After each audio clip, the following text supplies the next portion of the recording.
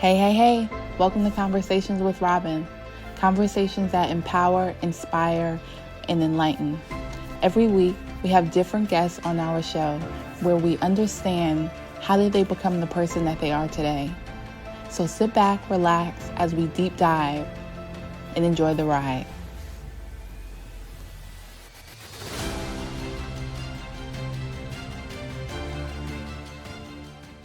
Good morning. My guest today on Conversations with Robbin is Dr. Grace Kisirkoi, a trained geneticist turned spiritual seeker. She documents her spiritual awakening journey on the Evolving with Grace YouTube channel. Thank you so much, Grace, for being on Conversations with Robbin. It is an honor to have you on today. Thank you. I'm excited to be here. How does one who has a background in science as a geneticist transform into a spiritual seeker? Yeah, this is a great question because I asked myself that as well, because I used to be a very logical person whenever I started my pursuits in the STEM fields. And this started as early as high school. But to be honest, I believe that I was always a very creative person naturally. And then the way things happened where I grew up in Kenya, was you would get handpicked for courses based on how you performed. And so I did well in the arts, but I also did pretty well in the sciences. And so for the most part, some of the science classes were empty and my teachers made me take the science classes, and then that meant I had to drop a lot of the arts. So I used to always be like straddling both worlds. And then with spirituality, I was always connected, even as a child. Like I would ask these existential questions. Like whenever people would say, this is your hand, as soon as I could think, I would wonder, if this is my hand, then who's the me that's claiming this hand? Like I remember being as a kid asking these kinds of questions. Mm-hmm. And so I think it always was there in me, but sort of I got into like a pipeline of science because it made sense to my teachers, I guess. Because I feel like, people say with science, like you said, it's the more logical, you're using the more logical brain. And then with spirituality, it's the opposite. And it's like, well, how does that connection, I guess, happen? But like, I love how you said it's always been within you. Mm-hmm. Yeah. So you grew up in Kenya, and how was life growing up in Kenya, where I know you talked about being in a cult, being a part of a cult. And was that being a part of a cult in Kenya, or was that when you came over to the US? Yeah, so I was born and brought up in this cult while I was in Kenya. And then it spread all over the world. So even when I came to the US about 10 years ago, there's pockets of, like, you can always find like a branch to wherever you go for the most part. So as far as how growing up was, I had to basically live two different lives, because to give you some context, the cults, and why I call it a cult, to kind of maybe I should kind of describe it a little bit, if that's okay, and then I'll give you the context. Yeah. So I would classify this as like a doomsday Christian fundamentalist movement. And the founder was an American evangelist, so not even African. His name was William Branham, and he hailed from Indianapolis. And you'll be surprised to hear he actually died in 1965. So why is he relevant in the 21st century? Wow. But someone, I guess, was using his ideologies and kept going on with it. Okay, yes. Yeah, so his teachings were recorded and then they were like transcribed. So now they're just everywhere. They can be spread everywhere. And yeah, he was actually born in the early 1900s, even though the actual date is conflicted, because many days like after I discovered all of this was based on lies, I also discovered he didn't give consistent reports of when he was born. He would kind of lie about it. And as far as the doomsday part, he predicted like apocalypse, and he said that the world would basically end. His prediction was in 1978. He did say it was a prediction, so that was safe for him. He didn't say it was a prophecy. And he said that how this would happen was there would be like an atomic bomb, and it would basically cause the US to be total rubble, and this would cause LA to sink. And he said it was because of LA at the time, all the big Hollywood movies was like, how dare you call yourself to the name of angels when you perpetuate filth, So basically it's like a very fundamentalist, like Puritan type of religion, like extreme. And so some of the kind of things he told us we needed to follow, regardless of the kind of, there's a spectrum. Some people are a lot more chill than that, and some people are like super intense, including like as crazy as polygamists, people who married several wives. But so some of the teachings were that you're not, as a woman, you're not allowed to wear pants, you're not allowed to wear makeup. And he would have actual Bible verses to back this stuff up. Like he would say, somebody like Jezebel was the first woman in the Bible to like be all made up, and God fed her to the dogs. Like she died because like she was eaten by the dogs. And basically, if you looked like this, made yourself look kind of like how I look now. I'm not really wearing much makeup, just lipstick, but basically I would be dog meat, according to him. And you look beautiful, by the way. Thank you. You too. Well, dog meat is beautiful. But isn't that crazy? Isn't that so crazy how like you put these kind of teachings out there, and the mind is a wonderful thing, because we will believe just about almost anything that is taught to us. And like you said, he took out certain phrases from the Bible to like try to prove his point. But that is so like mind-blowing to me, but go ahead, I'm sorry. No, yeah, you're right. If now I look back, I'm like, how did I believe this stuff? But it's because of what I'm sure it's what you knew, and how you were brought into it too. If you're raised in that way, you don't know anything else. Right. And I mean, there's just such wild things. Like, for example, he would say that women were not allowed to shave their heads, and shaving your head dishonors the husband, and the husband has a right to divorce her if like she shaves her head. It's like, come on. Yeah. So and he taught, the thing that also made his whatever he said have weight, he taught that he was a great biblical prophet. Basically, the reincarnation, now that I understand reincarnation, the reincarnation of Elijah the prophet. And then he also had basically like Bible verses to back this up, like Malachi 4, and he would explain exactly how he fit into that, and his life fit into that. There's so many such things where like he called himself the prophet.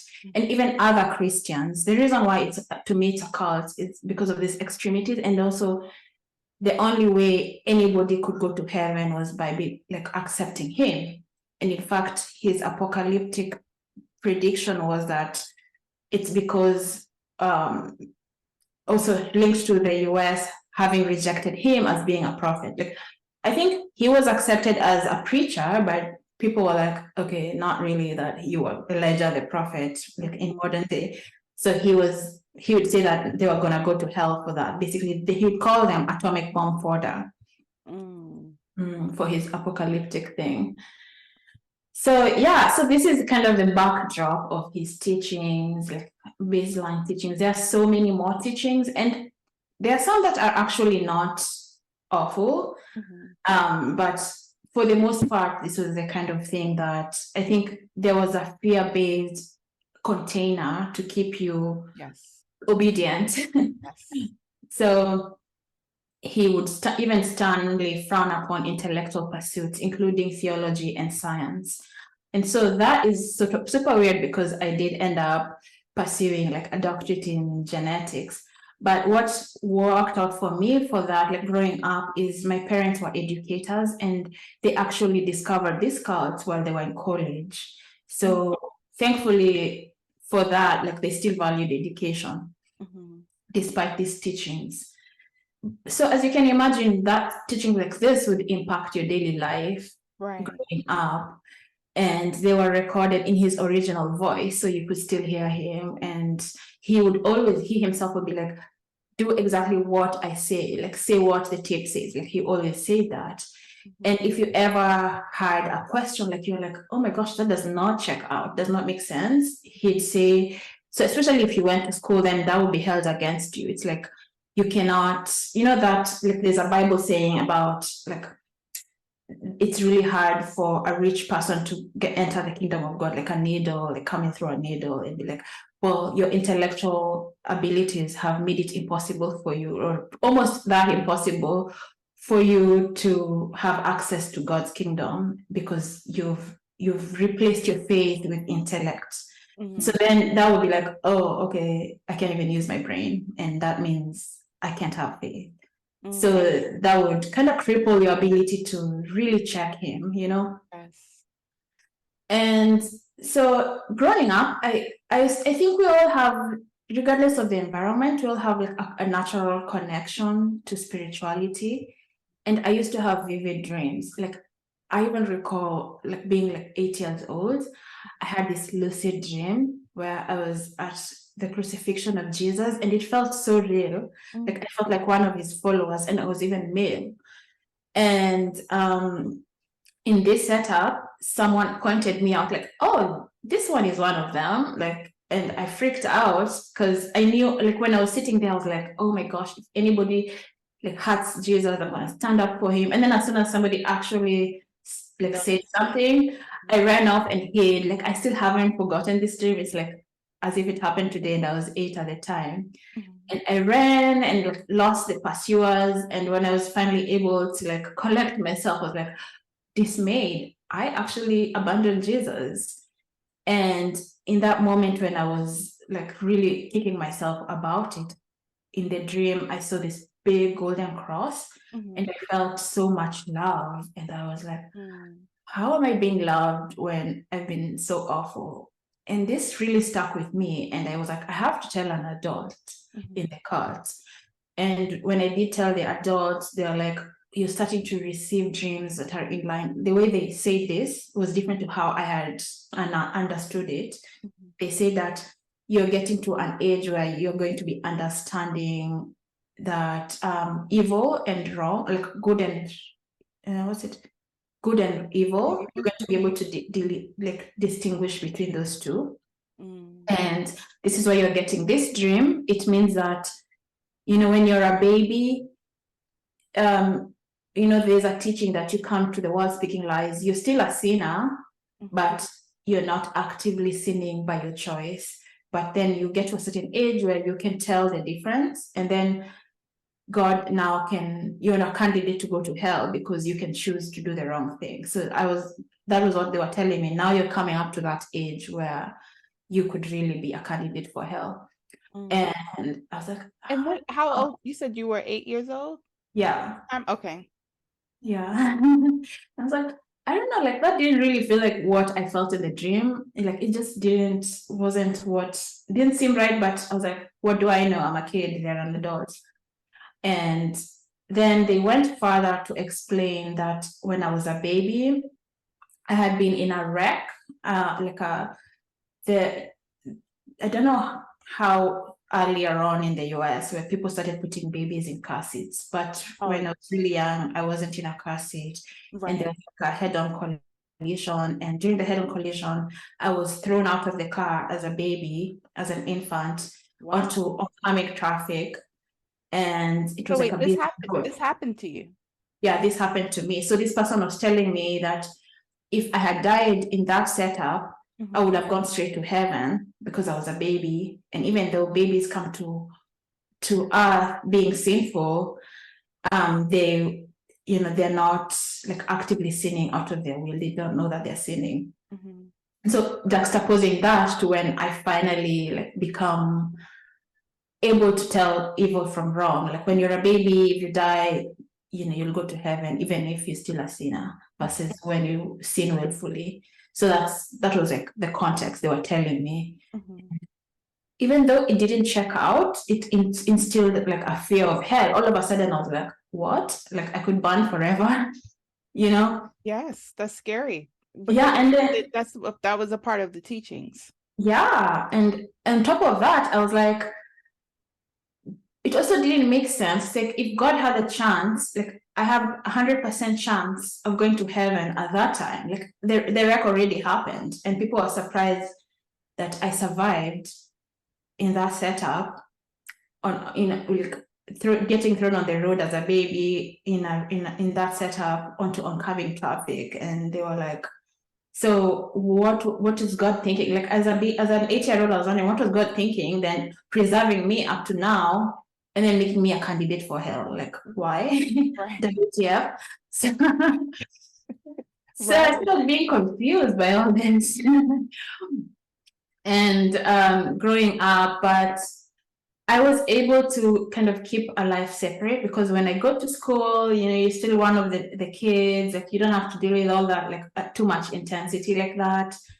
And some weird rules sometimes were hard to like follow. Like you're not allowed to hug people of the opposite sex.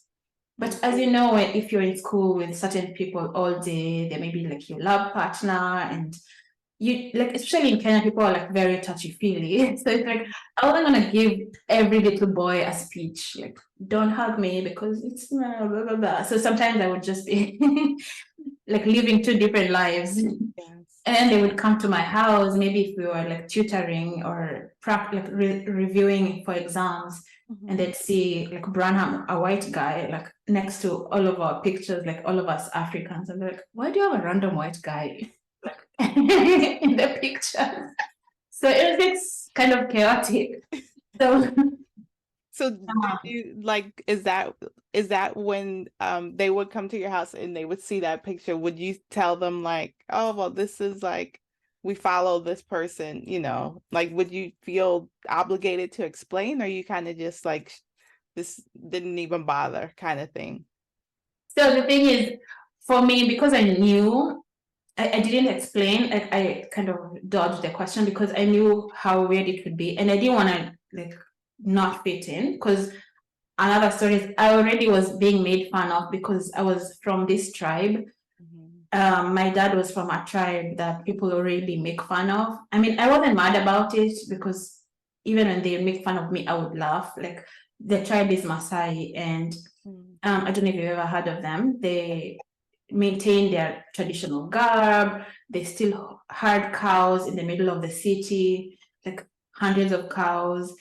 And so people would sing certain songs to me. I was like, I'm not gonna also still stand out like for more real. So I would be like, oh yeah, I mean, I'm just ask my mom if you want. And obviously if I tell them, like, I'm not really sure, just ask my mom if you want, like, and or my parents. And of course kids would be like, yeah, I'm not gonna do that, because mostly they're there to study for exams. So they didn't really, I just decided I wasn't gonna really go into that. And if I ever told, so I kept it very separate, my lives separate. And if I ever mentioned it to someone, it was because they had similar practices, like, and it was a natural conversation. Like I was very intuitive, like I could tell when something was just gonna be too much for someone. So I just didn't really go there.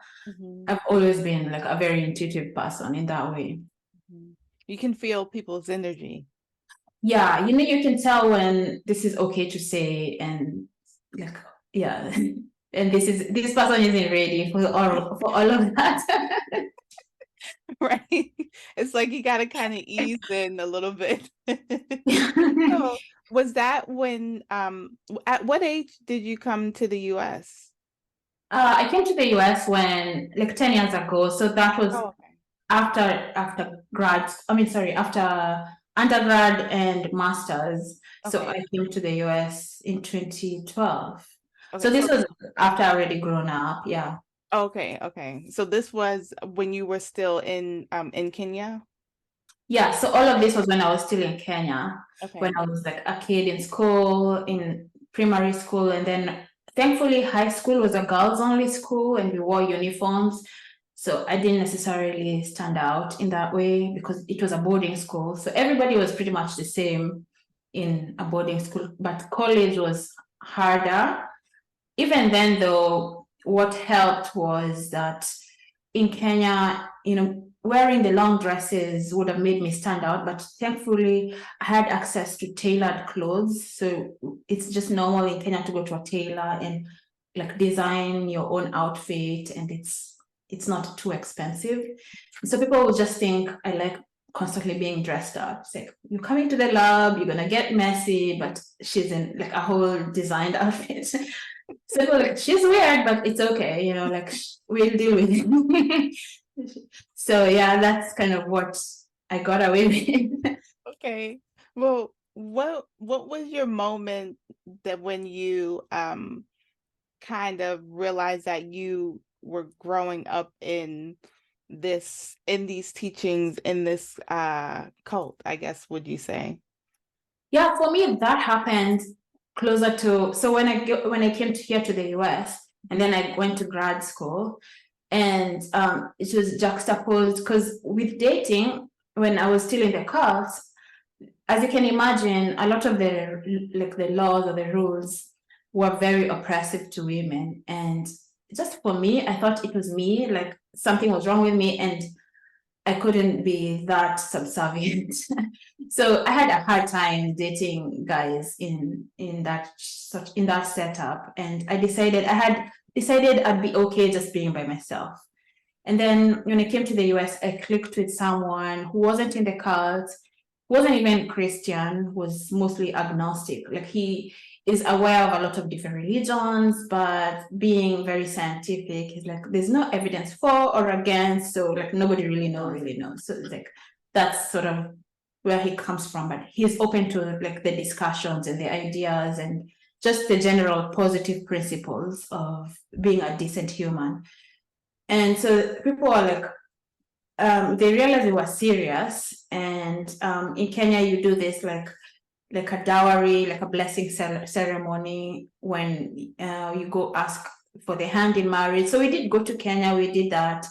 And then some people came up to me and they were like, you're backslidden, like you should repent. So basically leave him, as in, and I was like, that's the other point. I was like, okay, you guys are doing too much. I am a grown woman. Good for you. This is happening. Like I didn't actually say it, that kind of, because a lot of them were people who are, I would say, like parental figures in a way. Like, so I didn't grow up like talking back that much. I wanted to, so it's not like I didn't want to. But that time I started to realize something was off. And then they would be repeating things that seemed like people had been discussing and sort of gossiping about me, saying just demeaning things. And I was like, what have I done to you? I'm just moving on with my life, wanting to get married. And here we are trying to honor you guys, like show up with this ceremony.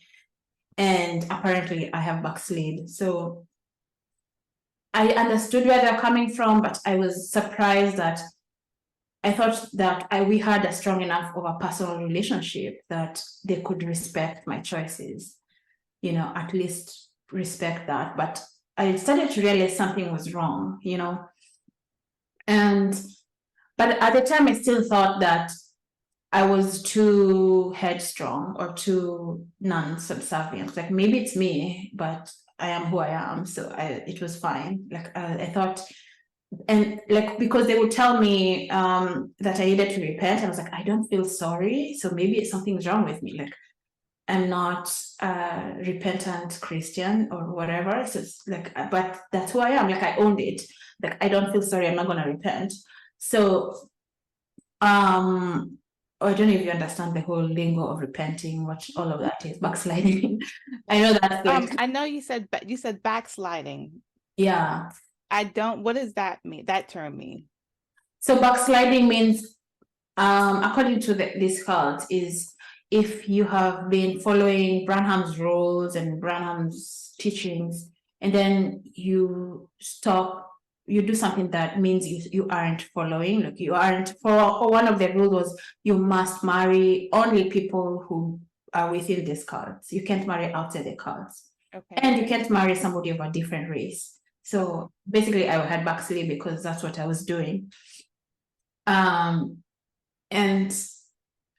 yeah, so that was a definition. There are many other definitions because he had so many random rules that I felt like everybody basically backslid. Like you're not allowed to have a TV. And he had said like if there was a TV in his house, he would shoot it because he was a hunter. So it's like there are people who had TVs in their house, and I was like, haven't they backslid? So I was like, these laws are all over the place. Right. So Wow. So you said if someone had a TV, it wasn't allowed? yeah, that was against his teachings. Right. I'm guessing too, because then when you're watching TV or you're hearing from outside sources, then you start questioning what's going on. It gives you access to outside sources. Right. And then he would also say that they have faith, like people kissing and all of this. So again, it's still the outside sources, but he would kind of cover it with, oh, it's too filthy. It's like, well, people kiss out of the streets too. Right. Right. But that just wasn't allowed. Yeah. So you mentioned that people weren't able to marry outside or date outside of the cult. So when you moved, how was that, like, as far as when you brought that to your parents? Were they accepting of it? So I think they liked that I had gotten my then engaged, what do you call it, spouse, fiance at the time. He had asked them and he was willing to like be really respectful, so they appreciated that he was respectful. And also when they talked to me, they had concerns, but when they talked to me, they saw that my mind was made up. Like I had kind of, it's not like it was fully like, oh yeah, we prefer this, but I could explain that it's not like I hadn't tried with people from this cult, and it's either like I'm not like I was like I'm not desperate to get married, like I am happy to live by myself, because if the only options are these guys, like I'm sorry, it's not gonna work for me. Like, or maybe eventually there will be someone, but I don't like it's probably I'm okay to just be by myself at this point. Okay. And so I think they realized that I wasn't really like, what's the word? Like I had thought things through and I was going to act independently and for what was going to work for me. Right. Right. Yeah. Well, and like you said, you've always been kind of like headstrong, or independent, and didn't really follow the crowd, kind of. I feel like, you had your own mind, I should say. I did have my own mind, but it wasn't easy because you still like to be part, like to you like I really, it still stung when people would think that, oh, like they put you, like when you think that you've grown up with certain people and they don't value you, like their value for you is very conditional on following these rules. Yeah. Even if in some cases they're kind of arbitrary. Mm-hmm. So, but it's just like it was so hard for me, even though it's I want to be accepted, it's just hard to live a lie, Yes. So now, have you deconstructed from religion altogether? What is your belief now? Yeah, I have been deconstructing. And so once I discovered that, that's a great question, because like I have a little bit of context to how I came to deconstructing. Okay. So once I discovered that something was off, I think I put out an intention. Like I really wanted to know what was wrong with me. I thought it was me. And then I think synchronicities, the divine, the creator, and YouTube algorithms conspired and sent me this video, served me up, of somebody who used to be like a preacher in this church. And he was like, I've left. And it was a long 1.5 hour long video. and he had put it so well together. And he used to be a pastor and somebody I really respected. And he put this video and he said he'd left, and I was like, what? I've got to look into this. So I watched this whole thing and my mind was blown because I discovered Branham had been lying about just about everything. Like all the things he'd said, like vindicated him as a prophet, had been lies. And it's a total sham. And there were, I mean, once I looked even further into it, I discovered there had also been links to like the KKK, just insane stuff. And So when links to the KKK as far as William Branham, I'm sorry, how do you say his name? William Branham was concerned, yeah. So there was links to the KKK as far as with him. Wow. Yeah, so if you want, I can go into it. Yeah. So how that was linked was through another guy called John Collins. He's done a lot of research and he's put it up on his website. It's called William Branham Historical Research. And he's actually what I considered royalty growing up in this cult, because he was what his grandfather was like one of the founders that worked with Branham. And they founded this big church that was basically the home base for Branham. And so he uncovered that the person called Davis, I forget his first name, John Davis or something, like an old guy who had basically been Branham's mentor into Christianity. And according to Branham, like even I don't even believe much of that, like who had been his mentor into starting the church and everything, was the Grand Dragon of the KKK. And is it a Grand Dragon? Like they have such fancy names. So, yeah, I think you're right. Yes. And so this is somebody that Branham constantly says, oh yeah, he baptized me, he did this. And then some of the doctrine, so there's this doctrine Branham teaches about the serpent seed. And he said that, so the original sin, we know how you're told that, you know, there was they ate a fruit. He was like, no, it was actually sex. Like the serpent and Eve had sex, and Cain and Abel were twins from different fathers. Like Cain was like serpent seed and Abel was like Adam. And so Branham talks about this as if it's his like original prophetic revelation, but apparently it's also sort of one of the KKK teachings that try to tell people not to marry between different races. And that was also a lot of, like you could see that in a lot of Branham's teaching, like don't marry different, like blacks and whites shouldn't marry because they create hybrids and God doesn't like hybrids. And wow, yeah. So like, basically you start to see, oh, that makes sense. Like I could see where that came from. So my mind was blown with, you know, right, all of that. Yeah. Like, how was I in this? Right. Can you imagine? Right. Well, and like I said, when you're in it, you don't see it until you're out of it and you're like, wait a minute, I believed all this stuff, like, you know, but when you're in it, you don't see it. So yeah. So thank you for sharing that. Yeah, so this is what happens, like you grow up being told that this is God's prophet, and if there's any problem that you have a question about, you're the problem. And so at this point I realized I wasn't the problem. I had valid questions, and I was like, if somebody who deems himself, he actually has said he's the voice of God, like wherever his summons are actually recorded, they call themselves the voice of God recordings. Like he speaks through, like God speaks through him.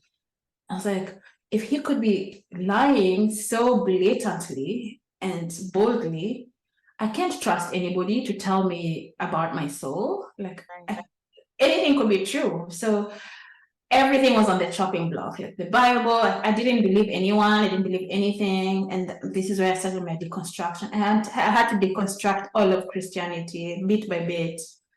And so I started to, we used to be told that the best Bible to read was King James or Scofield. There's like this old English type stuff.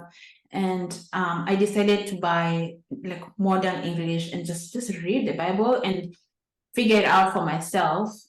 And then I started to research history like now I thought if anybody's telling me to research Christianity within Christianity, then that also seemed to me like a cult. Like I need to look outside, like into outside text. And I started to discover that there were snippets of Jesus's life between 13 and 33 that had been missing in the Bible. And I discovered that a lot of it was also spent, like a lot of that time was spent in India, where like with the Eastern religion and a lot of Eastern practices. And I read so much, I discovered a lot of things in terms of just Christianity as a whole, and even the Bible. Some of the texts, it's a little unsure who wrote them. Right. Yeah. And overall, there are a lot of positive things, but now I have to realize you cannot allow someone to come between you and God and access to God. So when I was deconstructing at the beginning, I was also open to the idea that, you know, being atheist, even though I had personal connections with the divine before, I couldn't believe anything, and everything was on the table, and a candidate to be off the table too. But once I researched all this and I had the intention, I did pray, like if there is a truth out there, I want it, and I don't care about being right. Like lead me to the truth. And this is what kind of, I think it opened me to all the other avenues. And while I was researching, I started having crazy experiences. Like I would be meditating as well, because I thought meditation is another really helpful thing to actively, because before I used to do supplicatory prayer, but with meditation, I realized that you can affirm what you desire rather than just being supplicant. And as you're affirming what you desire, then in meditation, you're also actively listening. So you're not just doing the one-way communication, you're allowing space for a two-way communication. And I started to, one time this happened, and I was listening to someone meditatively, and all of a sudden, like in all of this, like I merged consciousness with them. And like right now, like with you, if I was listening to you, and then all of a sudden I start to look through your eyes, I can see your surroundings, I know what you're doing. Maybe you're talking about something, but I can see exactly what you're doing in every detail, in colors. And it was the most natural thing. It felt like, oh yeah, this is someone I really respected and loved. And I was like, oh, they do such a great job. I appreciate what they're doing. They're doing all this for free. Like while I was thinking positive things about them, I was merged with them. It's like we were one. I was and this was all in meditation. Yeah. Wow. And it's not someone I even know. It's just like how you can watch someone online and you think they're doing an amazing thing. They're like awesome people. And as soon as I snapped out of the meditative state, you know, like the alpha waves of the brain, you know, when you're like in those steps, and then you like snap back into the logic. Back into your body, kind of. Hold on a moment. What am I doing? What if this person knows I'm invading their space? Like, I freaked out. I was like, how is that possible? What did I do? Because it was spontaneous. Like, I freaked out. And I just was like, okay, we're not going to mention that. But my appetite was whetted. I was like, what is that? Like, what does that mean? Has anyone ever experienced that? And then when I started to look, I realized there is such a thing as extrasensory perception, what people call remote viewing, and the idea of oneness. When your frequency arises to the level of love, you become one with everything, because God is all there is. And now that's what I know. It's like God is love. And when you arise your frequency, then you are able to have perspective to see everything from all perspectives, and you're one with everyone and everything. And another weird thing that happened was, it's like with meditation, when I was like, I just got relaxed, and someone was next to me that we'd been chatting with, and I got really relaxed and we got quiet, and it was just like right before I go to sleep, when you were like super chill. And before I know it, I had come out of my body. It was also spontaneous, but I knew, like, there was the version of me that was physical, like, and then there's a version of me that is now astrally outside of my body, like projected out. Your consciousness. Yeah, my consciousness is outside. And this person is the same, like I could see them in that way.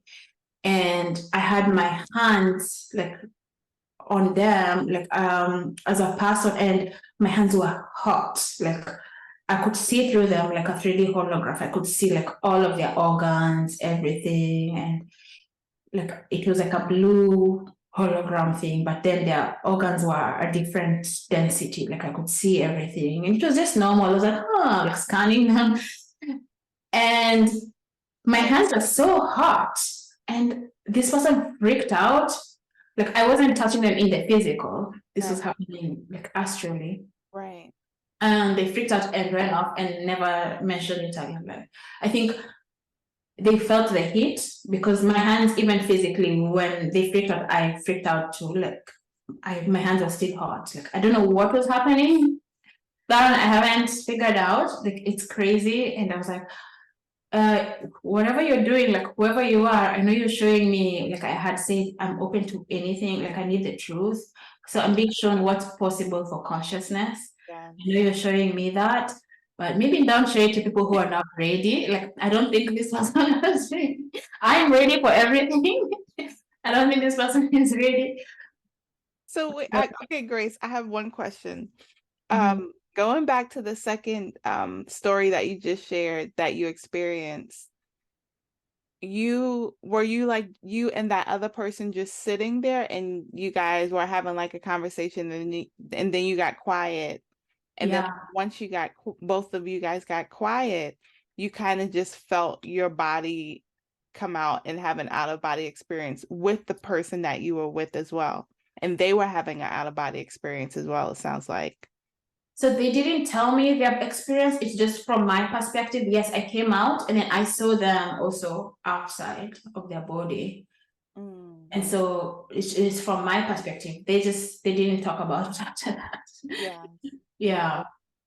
Oh my But before that, we were having like we were in sync. You know how when you're talking to someone and you're like vibing and and yeah, we are getting each other. We were in sync. And then we're like, okay, let's just sit in the quiet, and then like almost falling asleep. And then that happened, at least from my perspective. Okay. I didn't realize, I didn't think they were ready for it because they didn't even talk about it. It just ran off. They were like, okay, I was not prepared for any of Like, she's a witch. I don't know what she's up to. Yeah. Wow, what an experience. Have you ever had that type of experience again? No, and the weird thing is it just happens spontaneously. I don't know how to induce. Yeah. I mean, it happens also when I'm dreaming. Like another time, something happened where a friend, somebody who was a friend. You know how sometimes, like with little kids, it's like you can have friends, and then when you start get to a different stage of life, it's like you're not constantly calling each other every day. Everybody's kind of in a different place. Right. But I had this dream about them, and from mom to mom, I don't know if you remember the newborn stage. Your kids are probably a bit older. Mhm. Like I my, remember. yeah, in my dream, I saw them like, so I hadn't seen this person for a while, and then I saw them with like that non-glamorous face of like a newborn mom, like leaky boobs, like Tired. just looking rough, and Right.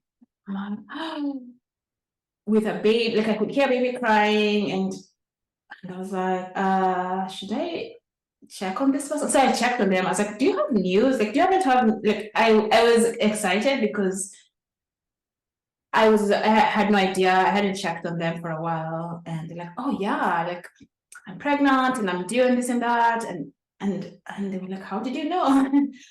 Wow. My emoji was like a chick, like, a chick coming out of the egg. Do you have some news? Wow. So you saw that before she even told you. It's like it was a very vivid dream where like I could see just the mom, like a new mom with just the non-glamorous newborn face, and Just tired. just yeah. And I was like, huh.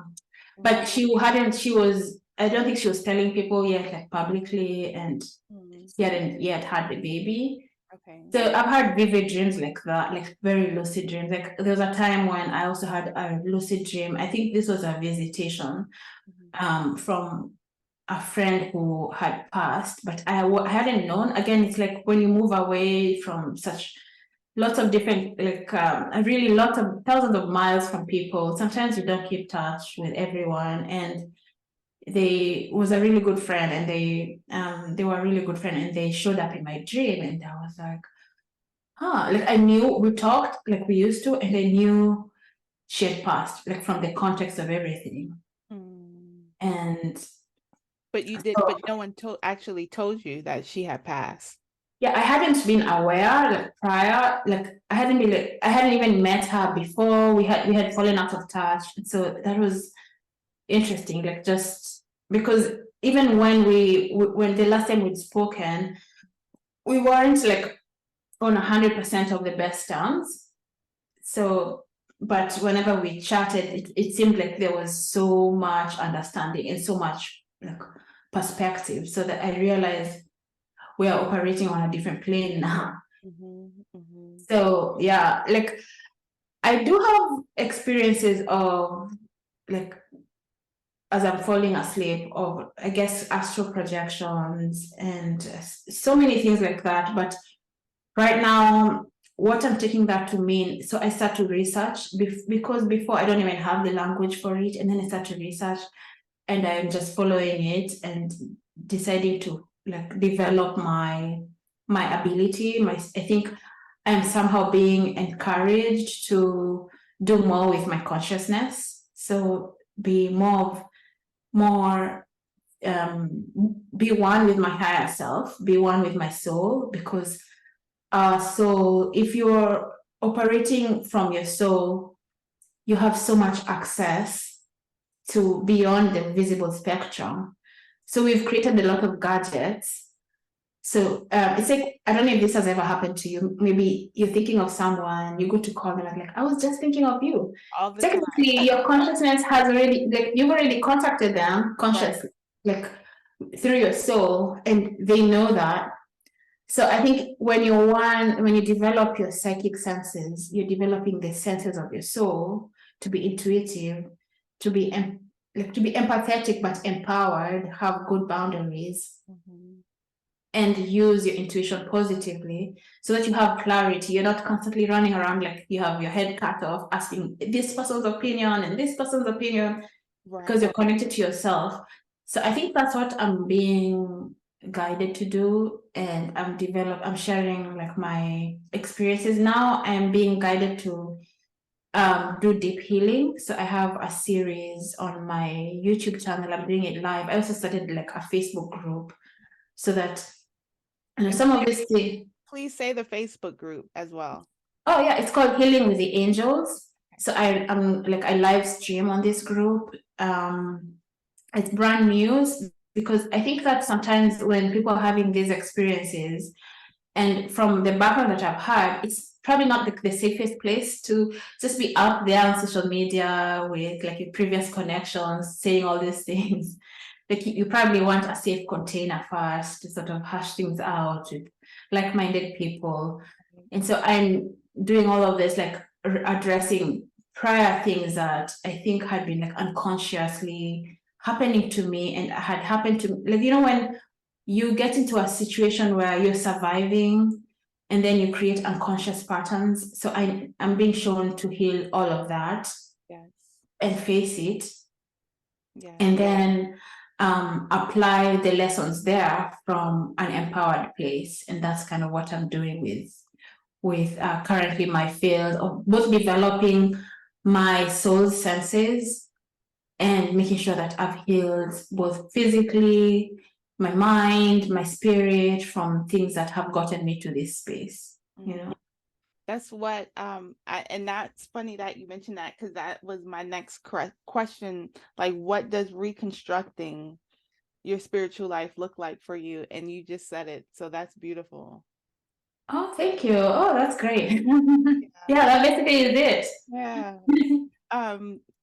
With a background in research, how difficult is it for you to understand or believe in the world of the unknown, like the spirit realm, like what we just kind of talked about?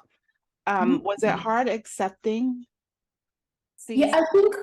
I think there are things that are hard because I think it's with that background, Mhm. I like seeing evidence. And then on top of that, I had been programmed to fear a lot of things. Yes. And so when something is unknown, there's fear associated with it. And I believe that's why I'm being guided to face the things that have caused my fear and the things that I think have wounded me. And that's kind of what I'm doing with like the healing with the angels. I'm finding myself walking through all those steps and just facing things as is. Mm. And it's pretty hard for me. So like whenever I'm in the meditative state, it's like I rise above fear. Mhm. And then when my thinking mind like is startled, I freak out. I'm like, oh, I hope this isn't something that is like maybe a devil-based thing. Like maybe, oh, there's one time I had closed my eyes, you know, when you're waking up at 3, and Mhm. I think I felt something on my third eye area, and I started seeing different individuals and like underwater creatures. And in the moment, it seemed so nice and awesome. There was bricks and there was like old timey people, and it felt warm on the eyes. It's like the water was on, like I was in the water, and somehow I was breathing, was fine. The water was fine, like really warm on my eyes. And in that moment, I am so peaceful. And then when I get out of it, I start to freak out. Like I think from my fear-based setup and the logic part of it is I need proof that it's coming from the light. And how I also address that is now I set out an intention of full protection by the divine, and an intention that I only work with the light, Yes. like the positive. So then that way I satisfy myself. I know that at our frequency level, you can't be a match for things that are not of the light if you're operating at a high frequency, but it helps me just to know that to begin with, there's a universal law where any being cannot override my will, my free will, and my free will is to only connect to the highest of the high. So that's how I address that. But yeah, it's been hard to date, but I've worked on it. I've been working on it. Yeah. Yeah, yeah. I love that you said you you set your intention, because that's very important. I feel like to set the intention first of anything you're doing. And that helps us just walk through this journey. Especially because there are so many like dark forces that are against us, and things, and with people and with things and situations that we do understand and don't understand, there's always someone or something that's trying to like kind of bring us down in a way. But when you come from, as you said earlier, the soul, the heart, and you come from that consciousness, then you're more empowered and you're feeling more, you're honing in on that power of what you have. And that helps. I think that truly helps. So Yeah. yeah, yeah. And it's almost been an hour, Grace. Like that's so crazy how fast the hour has gone by. I have truly enjoyed this conversation. I do want to ask you some final questions that I ask all my guests, but before I do, is there anything you would like to share with those that are watching? Oh, I will just encourage everyone who's watching that for you to connect with yourself, to know that um, you exist because you are essential, and you have to exist the way your soul's blueprint is. And that means be yourself, be authentic self, be the boldest expression of your authentic self. Don't fear. Beautiful, beautiful. So, Grace, what is your spiritual practice?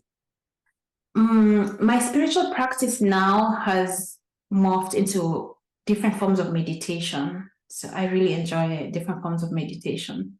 Yeah. What or who is God to you, or the divine?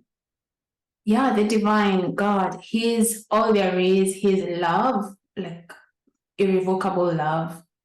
And that is all that there is. Mhm. Who inspires you the most? I have to say Maya Angelou. Every time I turn around, I see, like, from her quote as a mother, she talked about how when she was growing up and she was being racially sidelined, but her mom was this like Hollywood-esque, like gorgeous lady, and she said that her mom would show her so much kindness in front of the people that were sidelining her without being like testy about it. And then these people are like, if this gorgeous lady is showing Maya Angelou so much love, then there must be some worth to Maya Angelou. And I don't think these people had realized that she was a mom, because I remember Maya Angelou then said, one of the quotes was, "My mother poured out her love upon me so that others who saw that could like started to see the worth in me." That was the context. And then in another story where she shared that many times she walks into a room feeling alone, and then she's reminded that because she grew up in an era where she lived the dream of a lot of the ancestors, like very recent ancestors for her, who had grown up in abject slavery, very awful conditions. Like for her, she'd lived that dream and she'd seen a lot of like very unfair situations. And she said that she would feel the support of 10,000 ancestors. She's alone in a room, but based on her background and where she's come, she feels like she's got 10,000 supporters. And so in many ways, like every time she opens her mouth, she inspires me, basically. Yeah, no, I have never heard that first story that you shared about her mother, but I have heard that second one about when she walks in the room and she has 10,000 other ancestors and women that are behind her. I think that is beautiful. Yeah. I love that you said she inspires you. What are you most grateful for at this present moment?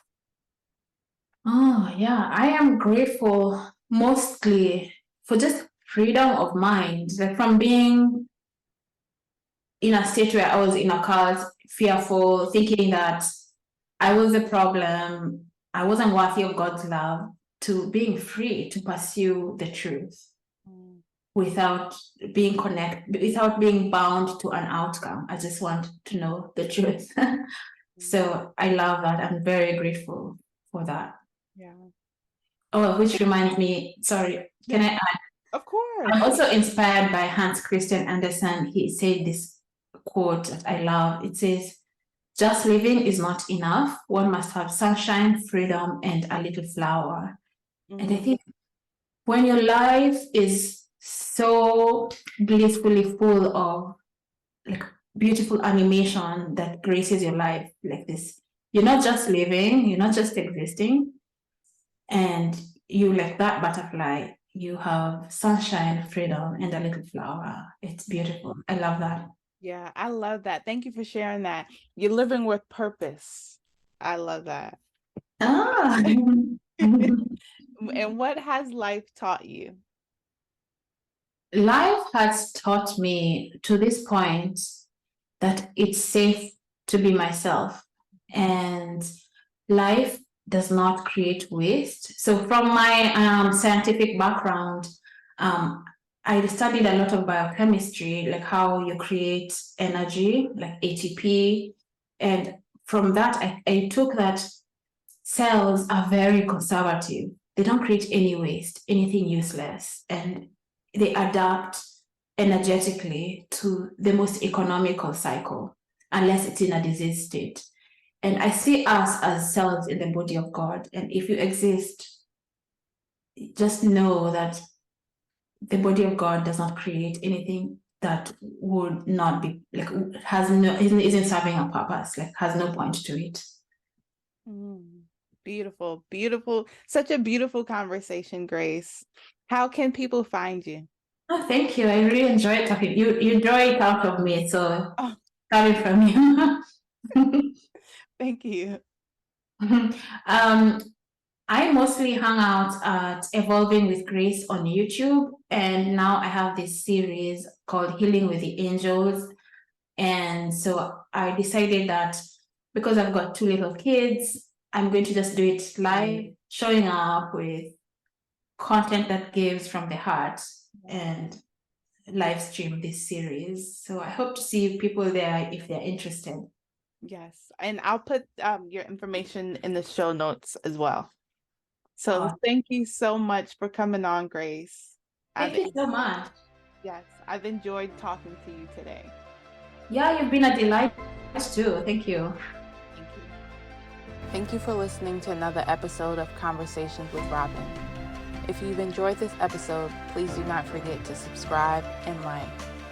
Remember, every week we have new guests on our shows. Conversations that empower, inspire, and enlighten.